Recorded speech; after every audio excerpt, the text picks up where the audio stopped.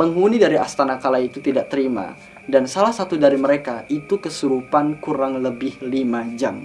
Dia juga kesurupan seperti buto ijo yang mana dia ini mengamuk-ngamuk. Dan yang paling parah, dia ini kesurupan di mana salah satu anggota tubuhnya memang harus dihancurkan.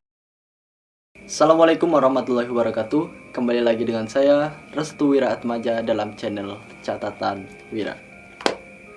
Teman-teman semua, pada kali ini Wira ingin menceritakan sebuah kisah urban legend pesanan kalian, yaitu Astana Kala.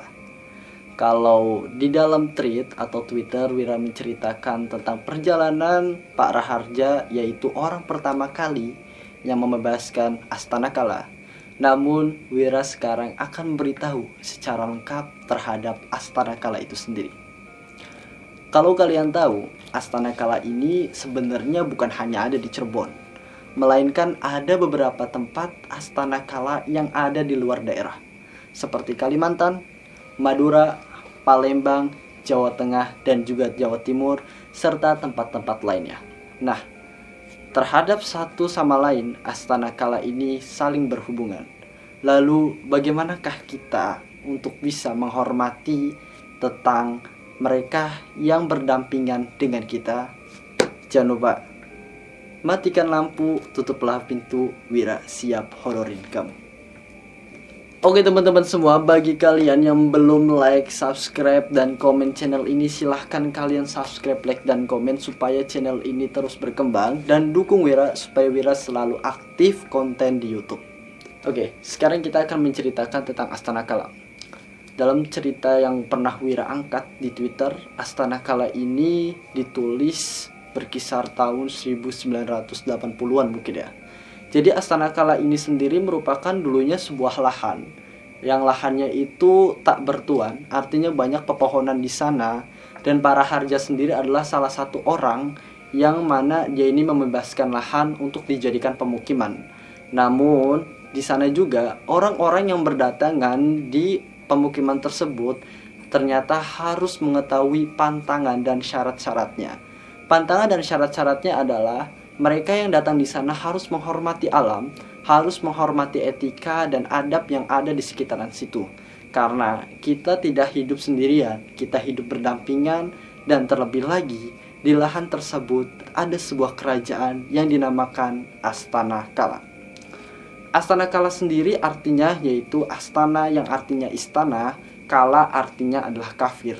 Jadi Astana Kala adalah istananya milik jin-jin kafir. Nah, kalian kalau tahu sendiri, itu kalau Astana Kala itu merupakan himpitan dari dua desa, yaitu desa A dan desa B. Di tengah-tengahnya itu ada aliran sungai yang mengarah hingga ke ujung Cirebon. Dan kalian tahu sendiri, di sana juga banyak sekali siluman-siluman yang berada di sungai tersebut hingga berada di ujung Cirebon. Lalu, apa pantangan yang harus dilakukan kepada orang yang baru datang ke pemukiman yang mana dulunya adalah lahan Astana Kala? Yang pertama, orang tersebut harus berniat baik. Artinya, mereka yang datang di situ memang seolah-olah ingin memukim, bukan untuk menyebarkan hal-hal yang bersifat jahat ataupun negatif. Karena kalau ada salah satu keluarga atau satu orang yang mana dia ini menempati tempat tersebut hanya untuk menyebarkan kejahatan, terlebih lagi mereka di sana ingin menimbulkan sebuah kekacauan atau kerusakan, maka mereka akan mendapatkan tulah atau bencana atau akibatnya sendiri.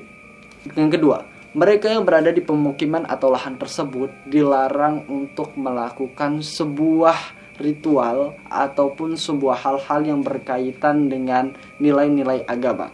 Karena kalau semisal ada salah satu orang atau salah satu keluarga yang mana dia ini melakukan sebuah kegiatan yang di luar dari agama, maka penghuni dari Astana Kala tersebut akan marah besar dan berdampak kepada orang-orang yang ada di sekitarannya. Apa sih dampak terbesarnya? Dampak terbesarnya itu yang pertama, keluarga yang berada di sekitaran akan seringkali yang namanya itu kekacauan atau keributan. Jadi keluarga yang berada di sekitaran rumah itu seringkali nanti ribut atau bertengkar. Yang kedua, mereka yang berada di sana itu seringkali terkena fitnah. Yang ketiga, mereka yang berada di Astana Kala, terlebih lagi anak-anaknya, dilarang menggunakan obat-obatan ataupun kayak bermabuk-mabukan, ya itu sebenarnya aturan-aturan yang sudah maklum ya, yang dimana harus dilakukan oleh seluruh desa atau seluruh tempat. Namun di Astana Kala sendiri, orang yang menempati tempat atau di Astana Kala itu, mereka ini dilarang atau jangan sampai dia ini bermabuk-mabukan secara terang-terangan. Ya bukan hanya terang-terangan, sembunyi-sembunyi juga dilarang. Karena ada satu kejadian di mana ini sangat mengerikan sekali.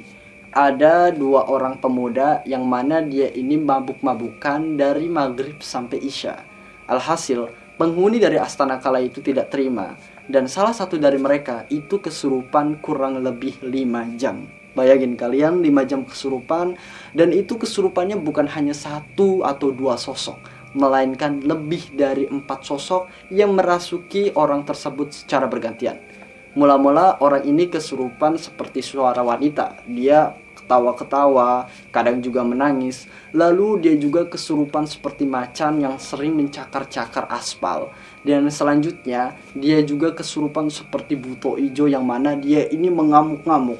Dan yang paling parah, dia ini kesurupan di mana salah satu anggota tubuhnya memang harus dihancurkan. Contohnya, sosok ini menginginkan orang tersebut mati atau celaka di tempat tersebut.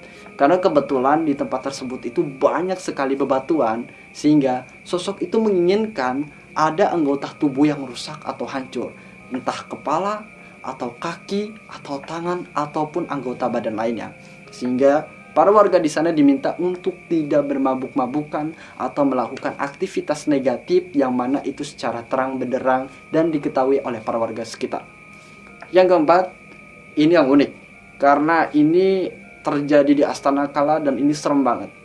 Yaitu pejabatnya atau RW-nya atau RT-nya tidak boleh melakukan suap atau korupsi. Karena kalau semisal melakukan suap atau korupsi, akibatnya akan terjadi pada anak atau pada dirinya sendiri. Ini juga pernah diceritakan saat salah satu pejabat di tempat ini, entah RW atau RT di sana, itu melakukan korupsi. Dan itu korupsinya bukan hanya 10 juta, 20 juta, melainkan puluhan hingga ratusan juta rupiah. Dan alhasil, si orang tersebut, anaknya langsung kecelakaan dan mengeluarkan biaya yang sangat banyak. Terlebih lagi, setelah beberapa bulan kemudian, salah satu anggota keluarganya ada yang meninggal dunia. Dan yang paling uniknya adalah mereka harus mempekerjakan para karyawan, semisal ingin memberesi kayak bangunan atau kuburan atau pemakaman di Astana Kala, mereka harus benar-benar menggaji mereka dengan gaji yang benar atau sesuai dengan tarifnya. Karena kalau semisal tidak digaji atau diberikan tarif yang tidak sesuai, itu akan berdampak kepada dirinya. Hal ini pernah terjadi pada salah satu orang yang mana dia ini ingin memberesi makam di salah satu tempat di Astana Kala, dan tetapi antara gaji dan pekerjaan itu tidak sesuai. Alhasil, orang yang memberikan proyek kepada orang lain itu akhirnya terkena dampaknya, yaitu dia sakit-sakitan hingga berbulan-bulan. Yang selanjutnya ini paling unik banget, dan ini memang jadi patokan, yang mana jadi patokan kita semua sebagai orang-orang yang menempati tempat yang dulunya Astana Kala, yaitu mereka yang sedang membangun atau memberesi pemakaman, jangan lupa untuk mengirimkan Al-Fatihah kepada orang-orang yang sudah meninggal di sana ataupun kepada Bahu Rekso atau leluhur yang ada di sana. Karena kalau semisal tidak mengirimkan Al-Fatihah atau tidak mengirimkan bacaan doa atau bertawassul lah istilahnya, itu akan berdampak kepada keluarganya. Hal ini pernah terjadi pada salah satu orang yang mana dia ini sedang memberesi pemakaman, tapi dia ini lupa adabnya, lupa unggah-ungguhnya. Dia tidak memberikan Al-Fatihah, tidak mengirimkan Al-Fatihah. Alhasil, anaknya itu sakit-sakitan hingga 1 minggu dan badannya langsung kurus kering. Jadi gimana kalian? Mau tinggal di Astana Kala? Astana Kala itu tempat yang paling serem dan mengerikan sekali. Sekalinya kalian ke sana dan kalian tinggal di sana, kalian akan melihat berbagai macam hal yang tidak bisa dinalar oleh akal. Mungkin itu saja cerita dari Wira. Kalau kalian mau request ceritanya, jangan lupa kalian DM Wira di Instagram, yaitu restu_wira_atmaja.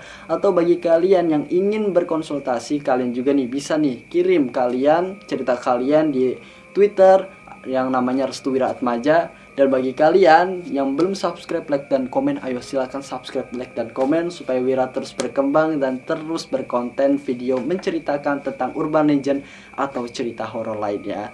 Saya Restu Wiratmaja pamit undur diri. Mohon maaf apabila banyak kesalahan dan see you, welcome to back.